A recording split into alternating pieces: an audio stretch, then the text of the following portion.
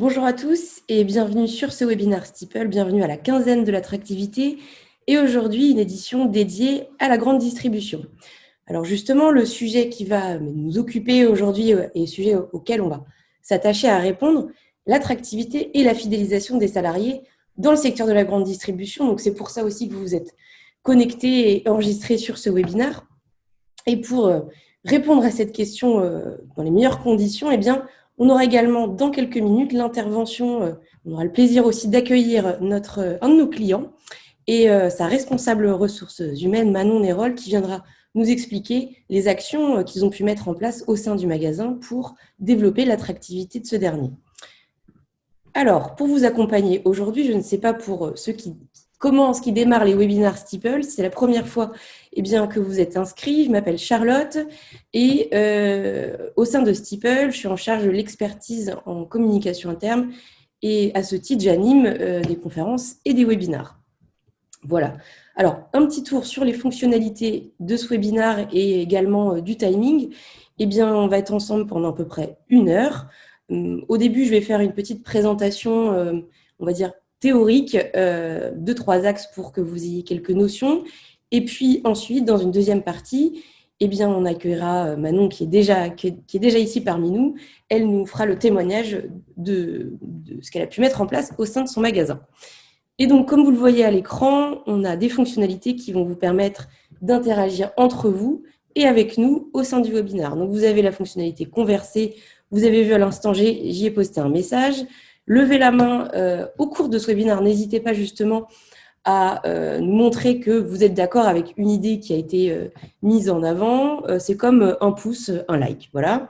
Et puis, la partie questions-réponses, c'est une partie aussi qui vous est dédiée. Vous allez pouvoir y poser vos questions et avec Manon, on se fera un plaisir à la fin d'y répondre. Voilà. Et bien évidemment, à la fin de chacun de nos webinaires, on vous envoie le slide, donc le PowerPoint au format PDF, avec également un guide et la partie replay de ce webinaire. Voilà. Et donc, passons un petit peu rentrons dans le vif du sujet. La problématique qui va nous occuper aujourd'hui, la question à laquelle on va s'attacher à répondre, comment attirer, intégrer et fidéliser les salariés du secteur de la grande distribution. Autrement dit, là on pose une question, un problème, mais derrière, ce qu'il faut voir, c'est une opportunité, on va dire, générale de développer l'attractivité de son entreprise. Donc là, on va parler marque employeur, communication interne, recrutement. Mais ce qu'il faut voir derrière, c'est que ça dépasse vraiment le seuil d'un service ressources humaines ou communication. Et comme chez Steeple, on aime également vous donner des ressources très pratiques, avec l'équipe, on a dessiné une checklist de l'attractivité. Finalement, ce sont 6 grandes étapes que je vais développer dans quelques instants, que vous pouvez ici voir apparaître à l'écran. Je pense que c'est une première checklist, je vais y arriver. Si vous suivez ces différentes étapes, c'est vraiment vous êtes sur la bonne voie pour développer de l'attractivité de l'entreprise et favoriser le recrutement dans l'entreprise. Première étape, vous le voyez, identifier et valoriser ses forces. 2e, capitaliser sur son territoire géographique. 3, connaître sa marque avant sa marque employeur. 4, améliorer sa com interne. 5, investir sa marque employeur. Et enfin 6, développer un parcours collaborateur. Si je rentre dans les détails de ces étapes. Tout d'abord, ça paraît évident comme ça, identifier et valoriser ses forces, mais mieux vaut travailler sur ses forces qu'investir ses faiblesses. Je vais vous donner tout de suite des exemples.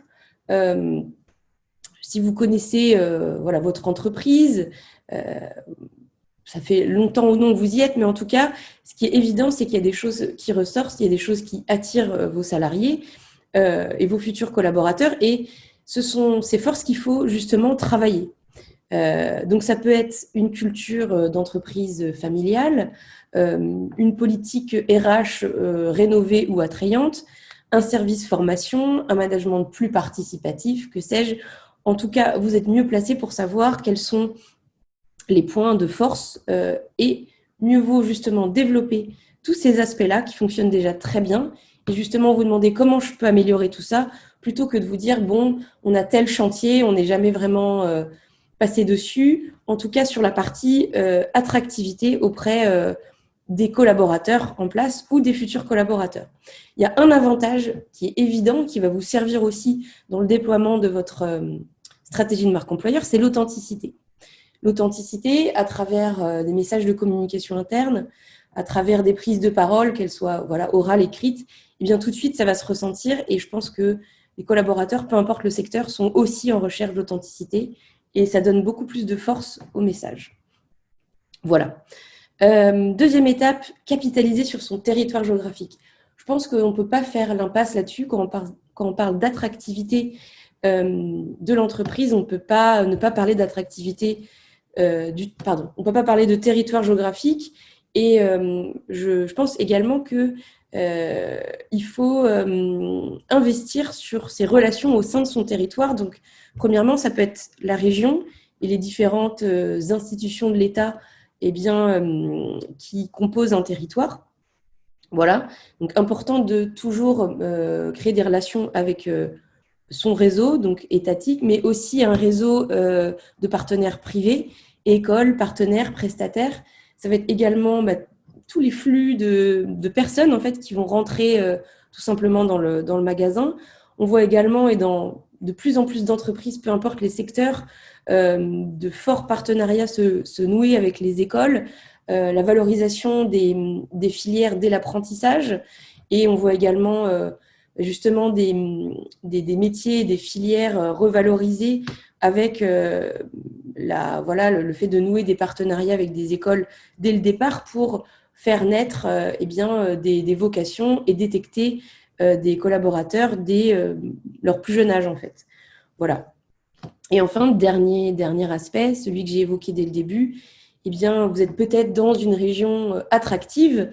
Je pense que c'est important justement d'investir là-dessus et de vous demander quels peuvent être les relais d'informations que vous pouvez activer pour aller chercher des collaborateurs qui sont dans d'autres régions, peut-être qui n'ont pas l'attractivité du territoire dans lequel vous êtes. Mais justement, il faut jouer là-dessus et peut-être vous mettre en relation justement avec la région, ses territoires, les CCI, pour aller développer des messages de communication autour de l'attractivité du territoire. Étape numéro 3, connaître sa marque avant sa marque employeur. On a beaucoup d'entreprises qui vont investir les réseaux sociaux avec des messages et pourtant derrière, on se rend compte justement à travers ces messages qu'il y a une dissonance entre l'entreprise en interne, ce qu'elle est et ce qu'elle véhicule.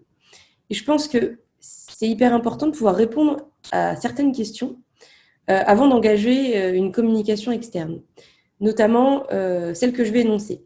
Quelle est la vision de l'entreprise ? Quelle est sa culture, son histoire, ses valeurs ? Quelle est également la valeur perçue, notamment par ses collaborateurs ? Quelles sont les promesses faites aux collaborateurs ? Quels sont les engagements qui ont été pris conjointement ? Donc, toutes ces questions, elles répondent à quoi ? Elles répondent à l'univers de marque d'une entreprise. Et derrière cette notion de marque, il y a toutes ces questions que je viens de vous énoncer. Et je pense que tant qu'on ne se connaît pas vraiment soi-même, et quand je dis soi-même, c'est l'entreprise, il n'est pas forcément évident d'aller diffuser des messages de communication sur différents canaux, en externe notamment, pour aller recruter différents collaborateurs. Le piège aussi, c'est de se dire qu'on va multiplier les canaux et les messages et de finalement manquer de cohérence à différentes étapes, à différents moments de communication, parce que justement, on ne se connaîtra pas assez et on ne saura pas exactement comment on veut communiquer. Et un moyen très efficace aussi de rassembler l'entreprise et d'avoir une bonne identité de marque, c'est justement d'emmener peut-être toute l'entreprise autour d'un projet d'entreprise qui peut être, on veut travailler autour de notre vision et on veut vous y inclure. Donc, ça peut être des travaux de groupe, une journée tournée autour de ça. Ça peut avoir un avantage, c'est que ça peut aussi embarquer et fidéliser les collaborateurs. Et puis sinon, il y a des moyens tout aussi pragmatiques qui sont l'enquête, le sondage, qui peuvent être relayés aussi par le service ressources humaines avec l'aide des managers. Voilà, donc connaître sa marque avant sa marque employeur, c'est très important. Et puis, un élément aussi, je ne l'ai pas encore abordé, mais On va être là pour en parler dans quelques instants avec Manon. Améliorer sa communication interne, eh bien, pourquoi? Pour favoriser l'engagement, on en parle au sein de l'entreprise, et un changement, un changement pour favoriser, développer l'attractivité de son entreprise. Ça vient aussi de l'interne, c'est un changement qui vient de l'intérieur, et ça passe évidemment par une meilleure communication et une communication interne maîtrisée. Évidemment, vous retrouverez ce schéma au sein du kit replay, mais là, si vous voulez, on peut un petit peu l'aborder. Vous voyez que des salariés qui vont être beaucoup plus impliqués et motivés, ça va évidemment retentir sur le bien-être au travail. Les salariés vont être plus fidélisés, ça va avoir un impact à moyen et long terme sur le turnover. De manière globale, l'image et la marque employeur vont être valorisées en externe. Finalement, le recrutement va être facilité, le management optimisé, etc., etc. C'est intéressant de voir à quel point la communication interne impacte toute l'entreprise et crée une chaîne de valeur très importante. Et finalement, ce cercle vertueux qu'on voit à l'écran en est la preuve. Donc, étape numéro 4, améliorer sa com interne, et on en parlera dans quelques instants avec Manon. Étape numéro 5, il est temps peut-être maintenant un moment d'investir sa marque employeur. Donc, identifiez vos critères de choix. Là, je fais référence aussi, vous vous souvenez, aux forces que vous avez pu identifier. Donc là, tout simplement, ça veut dire que vous allez peut-être justement faire un choix sur les messages et le contenu que vous allez pouvoir communiquer en externe sur vos différents canaux de communication.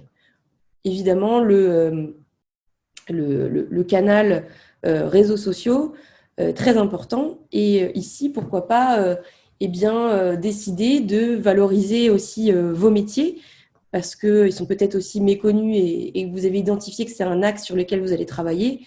Pourquoi pas également choisir le média vidéo pour faire aussi transparaître l'authenticité des messages en personnifiant les messages, en demandant peut-être à des collaborateurs de prendre la parole, de s'exprimer, de parler de leur métier. Ça peut être une idée. Et donc, évidemment, toujours avec authenticité et transparence. C'est pour ça que c'est important aussi d'être en phase avec ce que vous communiquez en interne pour qu'en externe, les messages soient d'autant plus clairs et authentiques. Enfin, une question à vous poser aussi, quels canaux privilégier? Donc, évidemment, il faut vous poser la question de où se trouvent les collaborateurs, les futurs collaborateurs que vous ciblez.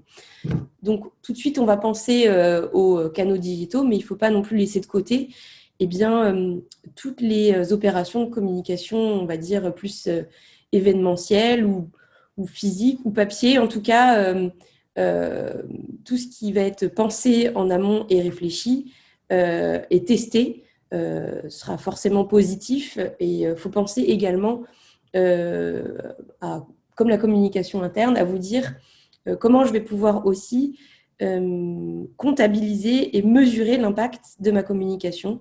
Et bien évidemment, on le verra tout à l'heure, les réseaux sociaux vont vous permettre justement de mesurer l'impact de vos communications. Donc voilà, il y a tous ces aspects-là à prendre en compte. Et enfin, dernier élément très important, après je passerai à la dernière étape, il faut aussi créer une relation avec votre cible. Et là, la cible, elle est double. Ce ne sont pas que les futurs collaborateurs ou les futurs recrutés, c'est aussi et surtout vos collaborateurs en interne. Pourquoi? Parce que ce sont eux qui vont peut-être se retrouver sur les messages que vous allez véhiculer.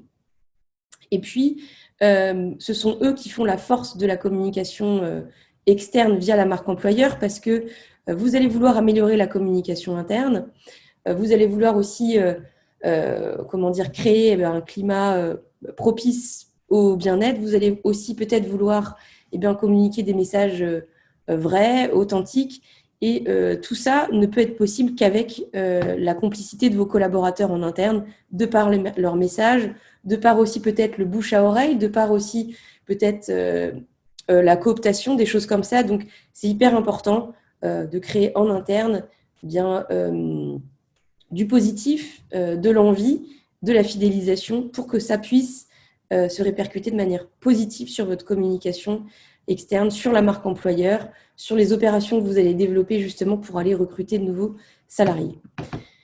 Enfin, étape numéro 6, le parcours collaborateur. Qu'est-ce que c'est? Là, on a parlé de plein d'étapes de communication, plein de moments où vous allez pouvoir communiquer en interne et en externe. Le parcours collaborateur, qu'est-ce que c'est? Eh bien, ce sont toutes les étapes de la vie d'un collaborateur au sein de l'entreprise dès son arrivée. Donc là, je pense qu'on va en parler aussi tout de suite. Le fameux onboarding, ou en tout cas processus d'accueil du nouveau collaborateur, qui est très important justement pour favoriser l'engagement et la fidélisation future du salarié. Donc, processus d'accueil, vous voyez, kit de bienvenue, formation, parrainage. Il est important aussi ici de se poser et de se poser la question de quels sont les outils et nos habitudes en interne qui sont faites et déployées pour accueillir un collaborateur, faire le suivi de sa carrière, quels sont les moments où il va être important de mettre en avant son parcours, sa promotion, et puis ça contient aussi tous ces moments de anniversaire d'ancienneté, promotion, départ à la retraite, que sais-je. Donc voilà, on verra aussi ça dans quelques instants avec Manon. Et dernier message à vous transmettre avant de vous passer la parole, Manon. Dernier petit conseil, ce qui va être important en fait pour harmoniser tout ça, c'est de vous poser la question de comment je vais communiquer tous ces messages, comment je vais pouvoir transmettre mes valeurs, ma culture d'entreprise, parce que finalement, autour de l'attractivité d'une entreprise, il en est question. Et je pense que pour ça, ça va être important d'avoir un outil de communication et un seul pour avoir une cohérence globale dans vos messages. Des collaborateurs engagés, alors des collaborateurs engagés, peut-être futurs collaborateurs ambassadeurs, je pense que c'est une évidence dans l'enrichissement d'une culture d'entreprise parce qu'ils sont créateurs de valeur en interne. Ils créent aussi un bruit très positif. Ils fidélisent aussi de futurs collaborateurs, des collaborateurs qui arrivent au sein de l'entreprise. Et ce sont les meilleurs porteurs de messages au sein de vos communications sur la marque employeur. Donc, c'est très important de les identifier et aussi de faire en sorte au sein de l'entreprise, justement, qu'ils se sentent bien et engagés. Et ça passe par une meilleure communication. Voilà. Et donc, ce qui va être important, c'est une remise en question. Et une remise en question, elle se fait en envisageant une transformation de l'intérieur. Donc, quelle est mon image en interne? Quelle est ma vision de l'entreprise? Quelles sont mes valeurs? Comment j'ai envie d'embarquer mes collaborateurs? Etc. etc. Voilà, assez parlé de mon côté. Manon, bonjour. On va s'intéresser à ce que vous avez mis en place au sein de votre entreprise, donc le magasin Super U Châteauneuf-sur-Loire, et justement, comment vous avez mis en place, qu'est-ce que vous avez réussi à faire aujourd'hui pour attirer, retenir, fidéliser vos salariés. Manon, bonjour. Bonjour à tous. Vous m'entendez bien? Oui, j'entends bien. Vous m'entendez bien? Très bien, 5 sur 5. Impeccable.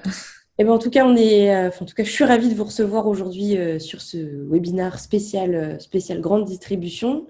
Alors, j'imagine que vous avez plein de choses à nous dire sur cette thématique qui est très importante aujourd'hui en cette rentrée. Est-ce que pour commencer, vous pouvez vous présenter, nous parler de votre poste au sein du magasin et puis du magasin aussi? Oui, pas de souci. Donc, je suis responsable des ressources humaines au Super U de Châteauneuf-sur-Loire depuis 2 ans. Avant, je travaillais en agence d'intérim dans le secteur de l'industrie, donc c'est totalement différent. Donc, il y a beaucoup de polyvalence dans la grande distribution. Nous, sur le Super U de Châteauneuf-sur-Loire, on a 130 collaborateurs. Donc on est à proximité d'Orléans, donc c'est une grosse ville. Le bassin de l'emploi est quand même pas mal développé sur ce secteur-là. On est à la fois, on va dire, une grosse entreprise, mais on a une culture assez familiale, conviviale. La direction est très proche du coup des collaborateurs. Le directeur fait le tour du magasin tous les matins pour saluer tous les collaborateurs. Après, au niveau des problématiques qu'on peut rencontrer en termes de recrutement et de fidélisation, ça va être surtout sur les métiers, donc tout ce qui est boucher, pâtissier, boulanger.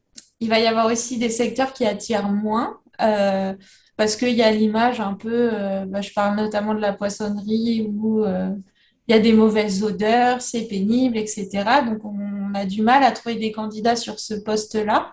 En boucherie, en charcuterie, c'est pareil aussi. Et je vais dire que là, je pense que c'est pour beaucoup d'entreprises aussi, c'est de fidéliser la nouvelle génération qui a un peu, c'est la génération zapping, donc il faut réussir à les fidéliser, à leur donner, il faut leur donner du sens au travail. Il faut expliquer à chaque fois quand on passe une consigne, l'impact que ça va avoir derrière, justement, la tâche qu'on leur donne, quoi. Donc c'est Ok. ça les principales problématiques qu'on peut avoir actuellement. Ok, merci beaucoup Manon pour cette présentation. C'est plutôt très clair. J'ai l'impression qu'il y a deux problématiques qui ressortent finalement. C'est d'une part l'attractivité sur certains métiers traditionnels finalement, euh, liés à l'artisanat. C'est ça. Et puis finalement aussi, qu'on rencontre dans beaucoup de secteurs, comme vous l'avez dit, une transformation des nouvelles générations qui arrivent sur le marché du travail. Et alors justement, j'entendais que votre dirigeant, c'est l'adhérent, enfin c'est le dirigeant ou c'est le... C'est le dirigeant. Après, c'est vrai que l'associé, bah, c'est pareil. Donc, nous, c'est une femme chez nous. Madame Aubé, elle vient souvent aussi aider quand il y a des inventaires. Par exemple, la foire au vin qu'il va y avoir là. Ils sont sur le terrain, en fait. Donc, c'est vrai il y a ce lien aussi avec les nouvelles générations. Ils aiment bien être proches aussi qu'il n'y ait plus cette hiérarchisation. On va dire comme à l'ancienne où il y avait les dirigeants en haut et puis les collaborateurs qui exécutaient en bas. Là, il y a vraiment un partage d'expérience et c'est ce qui est appréciable ici et c'est ce qu'on nous a remonté aussi du terrain, quoi. D'accord, donc c'est plutôt intéressant. Vous avez, si je comprends bien, la part de la direction, un mode de management qui s'est rendu plus disponible C'est et ça. finalement, ça répond aux attentes de cette nouvelle génération. Alors justement, est-ce qu'il y a d'autres forces sur lesquelles vous capitalisez lors de l'intégration? Je ne sais pas, est-ce que vous les communiquez sur les fiches de poste? Est-ce que vous les mettez dans un livret d'accueil? Comment vous exprimez? Est-ce que vous avez déjà, j'ai deux questions, pardon. Est-ce que vous avez identifié ces forces-là que vous mettez en avant, donc un management plus proche? Est-ce qu'il y a autre chose justement que vous avez testé et finalement approuvé? Je dirais c'est dans le parcours du collaborateur. Enfin, on est sans cesse en train de le faire évoluer. Donc là, actuellement, donc je fais les recrutements avec les managers. Comme ça, ils présentent déjà aussi, pour moi, c'est important, ce qu'ils attendent du poste, l'équipe. Ok. Dès l'entretien recrutement, on présente les valeurs de l'entreprise. On les met en avant. Ensuite, si le candidat correspond, on planifie aussi une rencontre bien en amont de son début de contrat pour justement qu'il y ait une réunion d'équipe qui soit faite pour qu'il puisse être présenté. On lui fait faire le tour du magasin. On lui présente vraiment l'ensemble, le côté administratif et tous les autres secteurs du magasin pour qu'il se sente qu'il ait déjà des repères quand il arrive. Mhm. Et moi, après, je prends beaucoup de temps au niveau du dossier. Donc, je lui présente le livret d'accueil où on remet en avant l'organigramme, les valeurs de l'entreprise, les règles de sécurité, et puis les différents avantages qu'il peut avoir. Et on fait la lecture de la définition de fonction avec le collaborateur pour qu'il puisse déjà balayer un peu les tâches et s'il a des questions sur les enfin, sur les termes techniques, parce que c'est vrai que quand on n'est pas du secteur de la grande distribution, TG, allée centrale, enfin, ça paraît assez vaste, donc on prend le temps d'expliquer. Je pense que ça, c'est aussi important pour que la personne se sente bien intégrée. Après, on planifie des points réguliers une fois que la personne est là. Donc, on a un point d'intégration fait à 15 jours, où là, j'échange vraiment qu'avec le collaborateur pour vraiment cerner si il a été bien intégré, s'il lui manque des éléments pour faire son travail correctement, s'il a eu le bon accompagnement aussi, si on lui a bien tout montré. Et après, je refais un autre point avec le manager au bout de 45 jours pour là déterminer des objectifs, voir les axes d'amélioration, etc. Et après, un point à 90 jours pour vraiment, il a le recul sur son poste, donc il peut aussi nous donner des axes d'amélioration parce qu'on est preneur aussi sur ça. Donc, Ok. on fait ce parcours d'intégration-là. Après, on a envie de mettre en place, donc ça, on va commencer à le faire, ce qu'on appelle le 3333. Ok, je connais pas. Donc, c'est faire le point au bout de 3 heures autour D'accord. d'un café avec le collaborateur, 3 jours, Mhm. 3 semaines et 3 mois.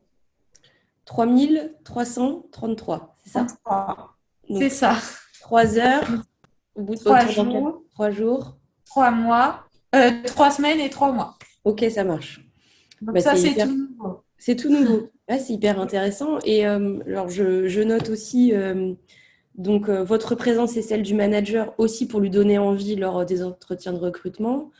Euh, donc, je note également alors, je me souviens plus exactement du terme, mais finalement, vous faites un feedback au bout Oui, de quelques mois sur un rapport d'étonnement. Voilà, c'est le mot que je cherchais. ouais, c'est ça. Et donc, les collaborateurs se sentent assez à l'aise aussi pour vous faire ces retours, parfois positifs et parfois négatifs. Et Oui. certains, vous les mettez en place? Alors oui, après, on part du principe, bah, c'est vrai, c'est ça qui est aussi important dans la fidélisation, pardon, Mhm. c'est que à chaque fois, même si on les met pas en place, on leur explique pourquoi c'est pas possible et on fait un retour à chaque fois sur les mesures. Mais c'est vrai que pour donner un exemple, il n'y a pas très longtemps, il y a dans un secteur une personne qui était demandeuse de gérer un peu l'implantation de ces nouveaux produits. On va dire, elle voulait, vu qu'elle avait la connaissance de son rayon sur les produits qui se vendaient bien, les marques qui se vendaient bien, Mhm. elle voulait contribuer en gros à l'implantation des nouveaux produits. Donc, elle a été demandeuse sur ça. Le manager l'a accompagnée du coup pour positionner les produits dans le rayon et expliquer comment ça fonctionne le visuel, quoi, pour accentuer les ventes, etc. Le Donc, FaceTime. Ok. ouais, il y a vraiment un retour après qui est fait. Après, on peut pas tout mettre en place parce que il y a aussi le niveau timing, niveau responsabilité. On peut pas responsabiliser plus une personne que d'autres, ce serait pas équitable.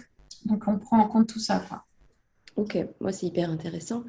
Est-ce que, et là j'ai une question qui me vient, euh, c'est vrai que quand on évoque le sujet bien de l'attractivité dans la grande distribution, et je sais aussi que le recrutement c'est une problématique comme dans beaucoup de secteurs, est-ce que l'aspect horaire par exemple, ou est-ce qu'il y a des choses que vous avez pu envisager de changer comme plus de souplesse dans les horaires? Je sais qu'il y a le travail le samedi, des choses comme ça.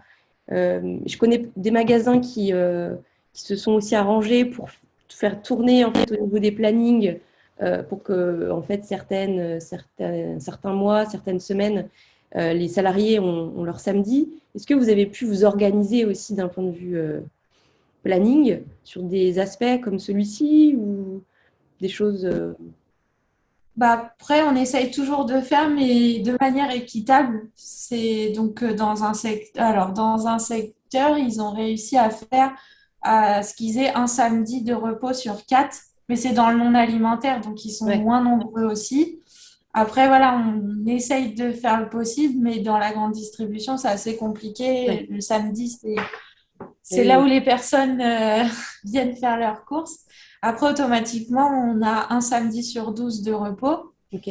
On essaye de s'arranger aussi, voilà, on leur dit bien au recrutement aussi que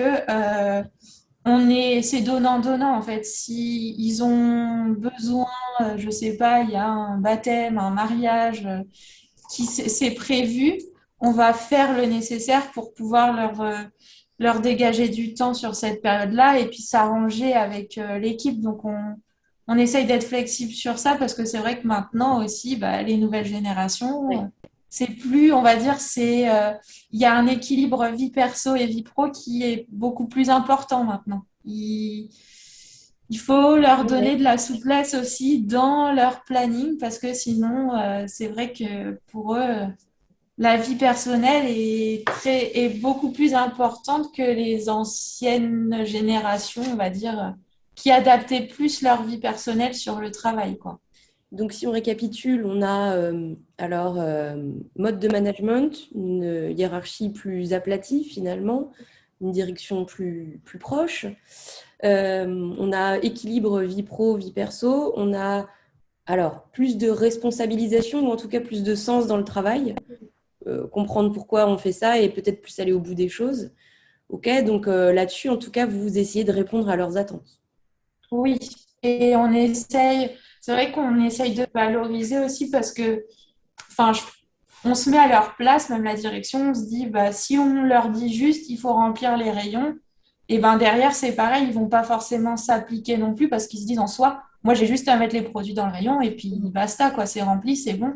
Donc on essaye de leur expliquer les ruptures, de la gestion des stocks Ouais. aussi, de leur donner une importance, comme ça, c'est comme si c'était leur rayon. Et du coup, ils se sentent aussi plus investis, sont plus vigilants sur la mise en rayon, quoi. Ils se disent pas juste, je vais prendre les boîtes que j'ai reçues, je les glisse dans le rayon et puis moi, c'est bon, mon travail, il est fait.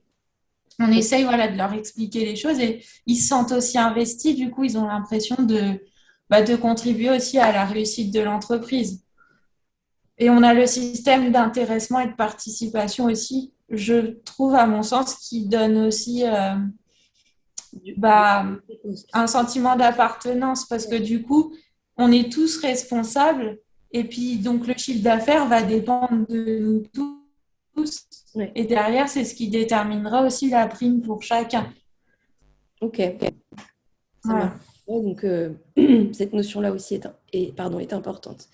Et moi, j'avais une question à vous poser. Alors, sur ces nouvelles générations, on parlait en préambule de ces métiers euh, eh bien, traditionnels, enfin, liés à l'artisanat, donc boucher, charcutier, pâtissier.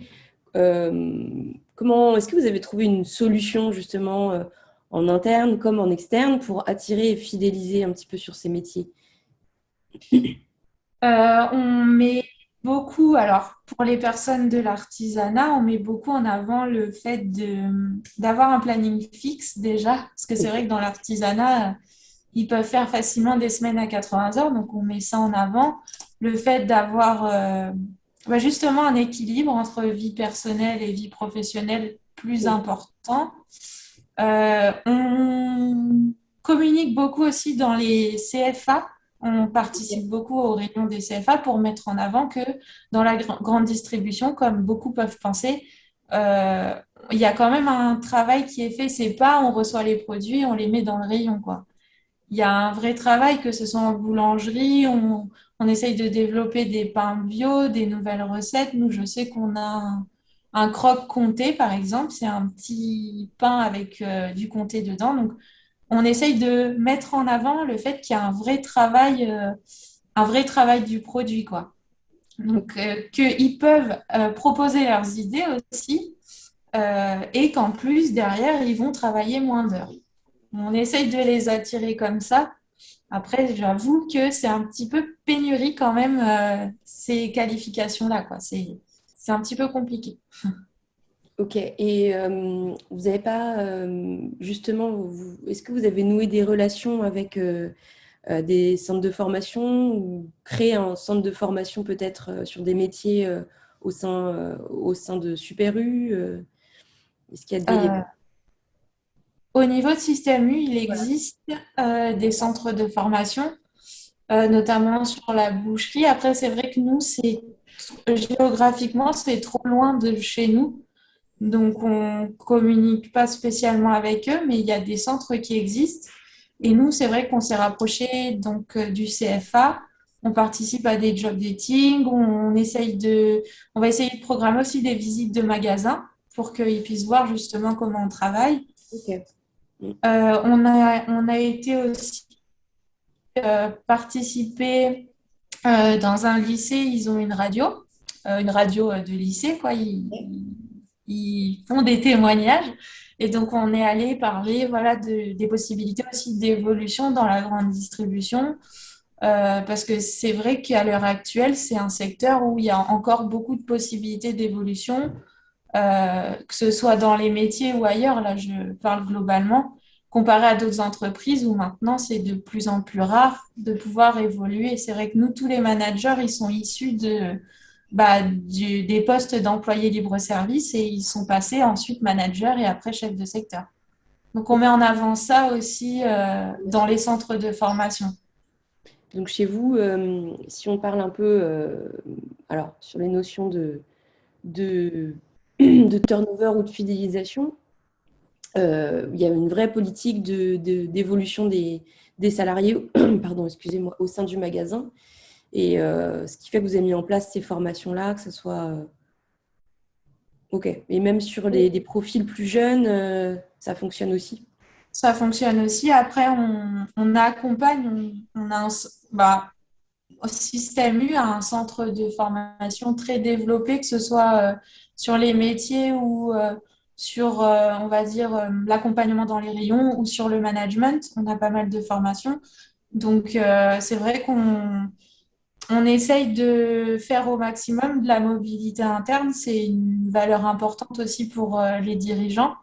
Donc ça, pour moi, c'est aussi un moyen de fidéliser les collaborateurs, parce que c'est vrai que quand on a fait pendant 5 ans de la mise en rayon, peut-être qu'on commence à en avoir marre. Et si on se sent écouté dans l'entreprise parce qu'on s'y sent bien et qu'il y a des possibilités d'évolution, ça nous pousse à rester.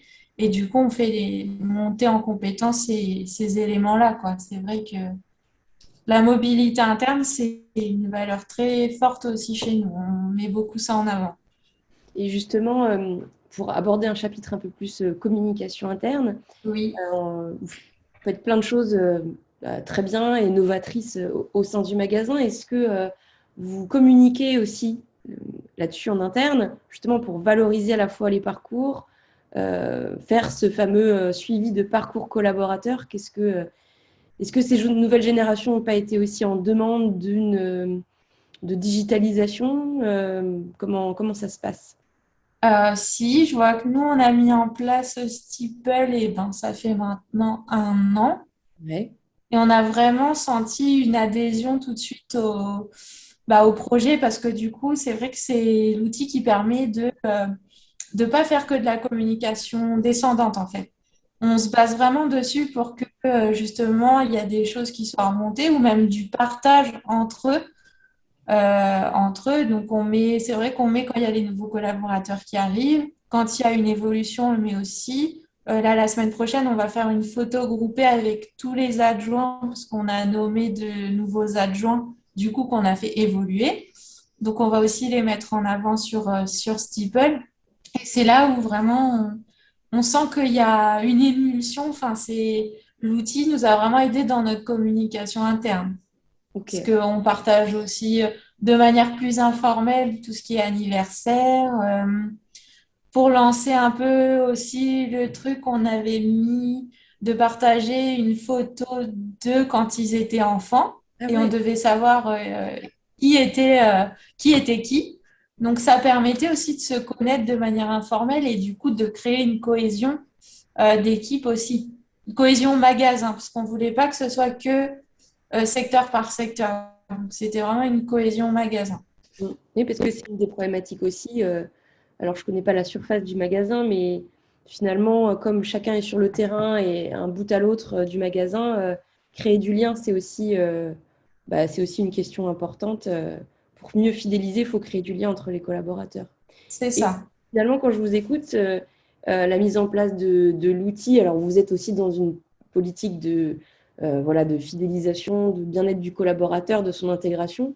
J'ai l'impression aussi que mettre en place l'outil vous a donné de nouvelles idées, en Oui. plus de communiquer sur les choses que vous faisiez déjà bien, voilà, l'arrivée d'un nouveau collaborateur, les anniversaires, ça vous a donné des idées nouvelles d'action.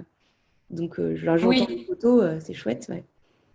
Oui, puis ça permet aussi, on s'est rendu compte que les personnes participaient aussi d'eux-mêmes en partageant en partageant des choses ou en mettant, bah là, on a mis une publication sur la foire au vin et du coup, bah, les personnes qui vont installer la foire au vin se disent entre elles, bah, on va y arriver ou des choses comme ça. Ils s'encouragent entre eux via ce réseau-là et du coup, c'est vrai que ça nous a vraiment aidé là-dessus, quoi.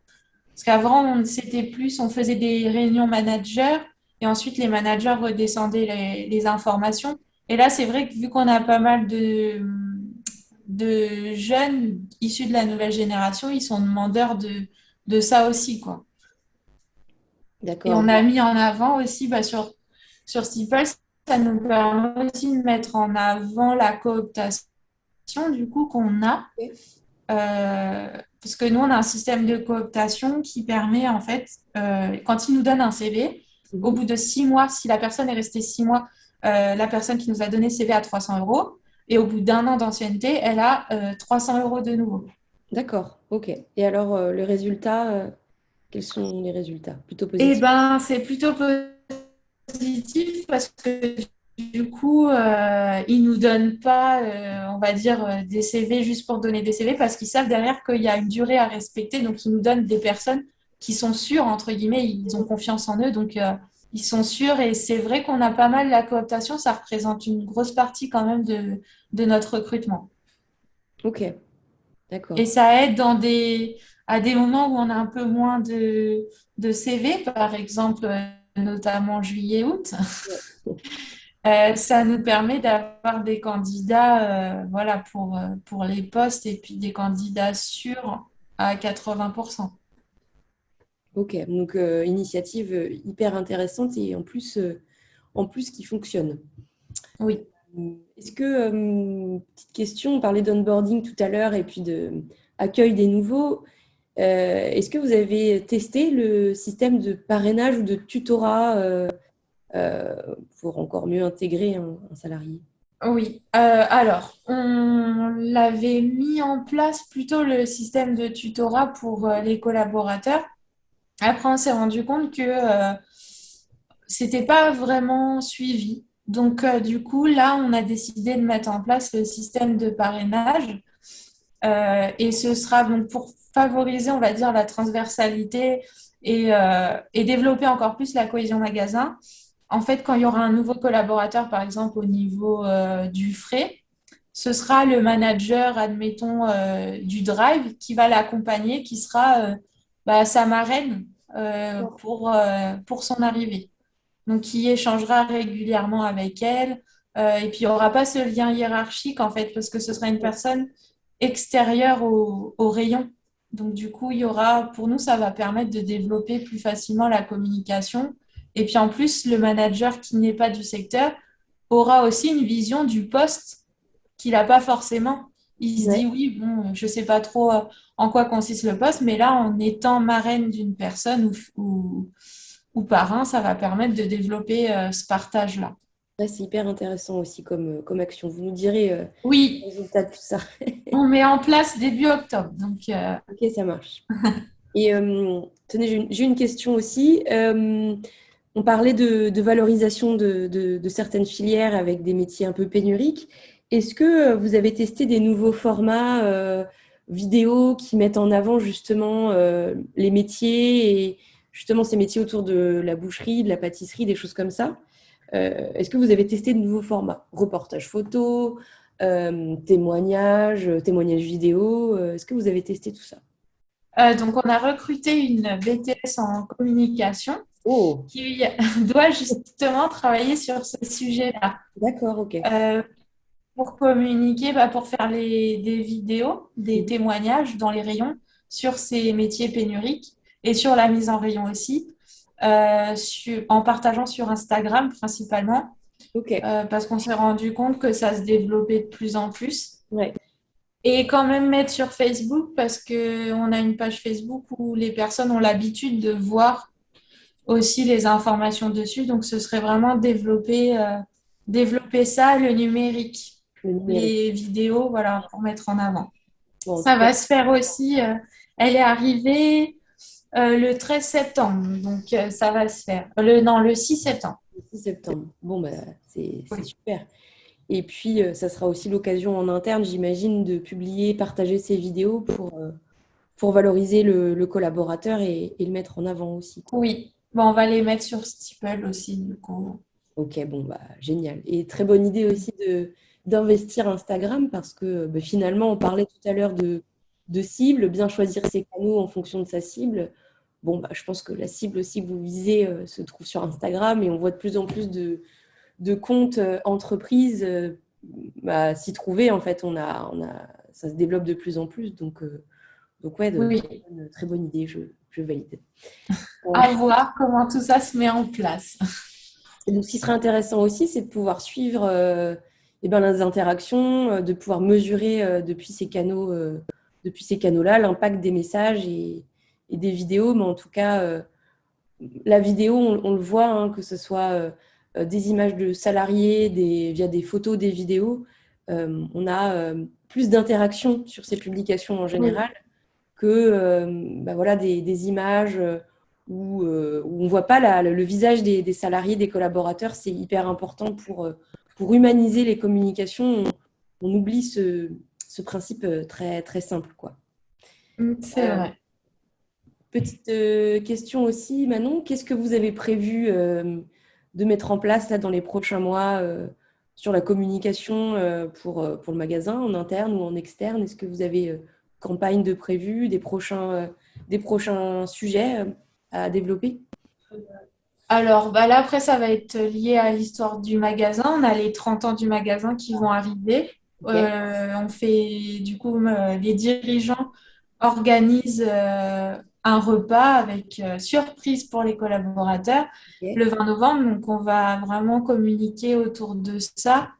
Et puis, je pense que aussi, on va, alors, j'ai pas encore d'idée, hein, mais essayer de développer des choses pour Noël, qui est une période assez rude, mm, assez joyeuse pour tout le monde et assez compliquée pour les collaborateurs, parce que du coup, c'est synonyme d'intensité pour eux. Donc, on va essayer de voir pour mettre en place des jeux ou trouver des éléments de motivation. Je sais que l'année dernière, on avait mis en place un calendrier sur Steeple, ah, un calendrier de l'Avent. ok. Chaque jour en décembre, on faisait gagner un cadeau et ça a été bien apprécié. Donc, je pense qu'on va remettre ça en place et on va essayer de développer. Pourquoi pas faire des petites vidéos marrantes dans chaque rayon quand on est déguisé en Noël pour essayer de donner un petit côté un peu magique qui a peut-être pas forcément tout le temps à cette période-là. Je comprends bien. Bon, en tout cas, pour vous faire un retour et expliquer à personnes qui nous suivent, le calendrier de l'Avent, c'est un module sur Steeple basé sur le tirage au sort. Et en fait, tous les jours, ça tire au sort un collaborateur inscrit sur Steeple et même non inscrit, hein. Je sais qu'on peut cette Oui, fonctionnalité-là. Et donc voilà, ça met de l'animation dans cette période-là, du fun aussi, c'est important. La oui, communication interne, c'est pas, comme vous le disiez, que du descendant, c'est aussi une partie un peu plus informelle. Ça plaît énormément. Et puis en fait, il y a aussi manière de le revisiter, là, comme vous le proposiez. C'est pas forcément que l'animation traditionnelle qu'on connaît, avec la com interne et une touche un peu fun. Voilà, des petites vidéos. Je sais que cette année, chez Steeple, côté accompagnement, on va vous proposer, je vais y arriver, des modèles, des modèles sur Canva. Voilà, on va vous faire des trucs plutôt jolis, des habillages de publication. On va également d'accord. spoil un peu, mais vous proposer des idées cadeaux, même si je sais que dans le secteur de la grande distribution, c'est un petit peu différent. Vous avez accès à des produits. Donc voilà, en tout cas, on veut aller toujours plus loin dans l'accompagnement. Donc bientôt, on vous mettra au courant de tout ça. Voilà. Et d'autres choses peut-être à nous partager sur des choses que vous avez pu mettre en place, peut-être avant qu'on passe aux questions, euh, dernière publication qui fonctionne. Euh, si cet été, on a voulu mettre en avant les étudiants qui venaient Ah, travailler chez nous à chaque fois et qui permettaient aux collaborateurs de partir sereinement en ouais. vacances. Donc en fait, on a la personne qui s'occupe de la communication, enfin de l'animation du magasin, a pris en photo tous les étudiants sur leur poste de travail et donc leur a demandé leur âge et enfin quelles études ils faisaient et pour quel métier. Et donc, du coup, on les a partagés sur Steeple et sur Facebook, sur le Facebook de l'entreprise. Et Ok. c'est vrai que ça a été apprécié par les collaborateurs et par les étudiants parce que du coup, on les a mis en avant et c'était un moyen de les remercier aussi pour tous les étés où ils viennent nous aider. Et on a découvert des métiers qu'on connaissait pas non plus.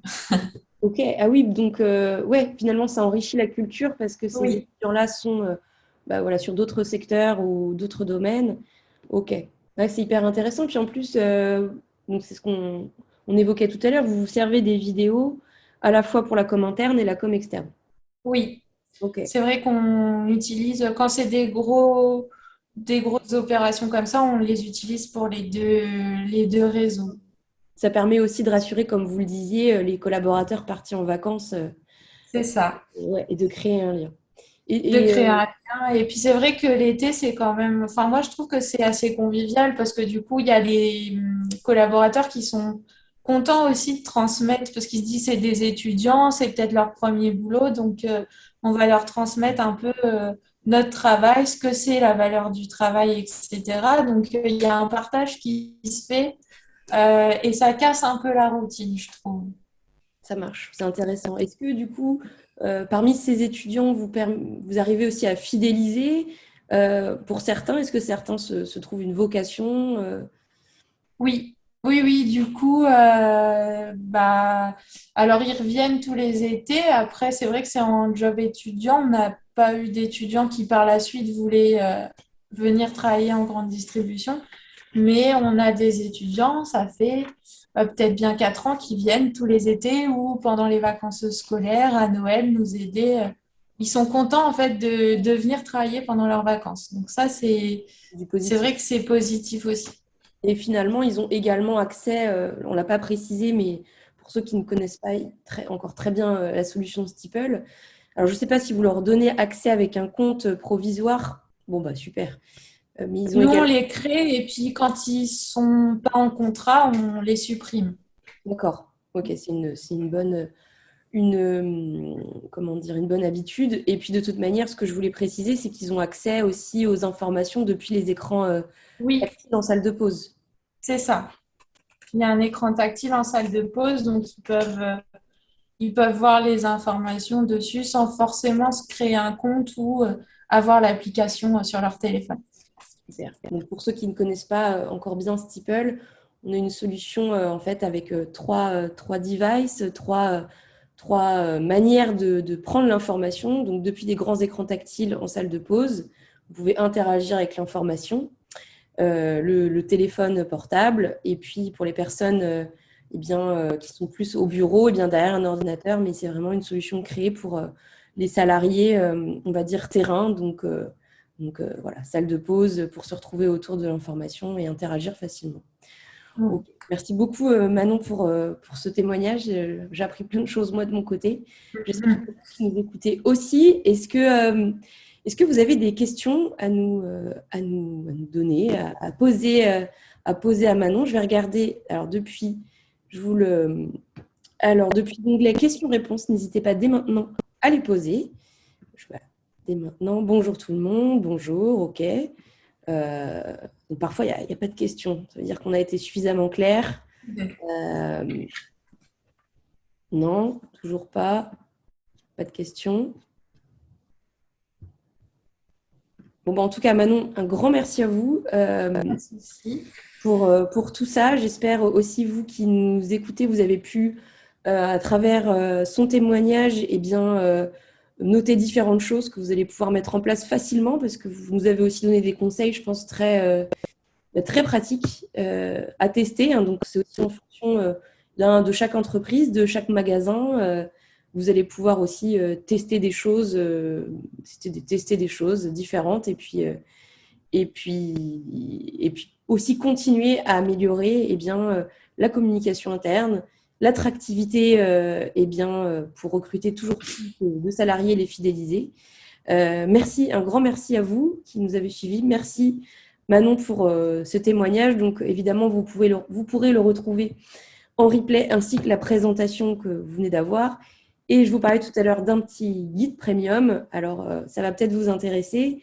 Je vais vous partager un guide, une checklist de l'onboarding donc que vous pourrez partager en interne et vous utiliser auprès de futurs collaborateurs. Voilà, je ne sais pas si vous la connaissez. Et là, on a un petit message. On a Fanny qui nous dit « Merci pour votre témoignage et le partage d'idées ». Merci Fanny. Voilà. Alors, merci à tous, merci Manon, et puis à très bientôt sur Steeple pour un prochain webinaire. Merci beaucoup. Bonne journée. Merci, bonne journée. Au revoir.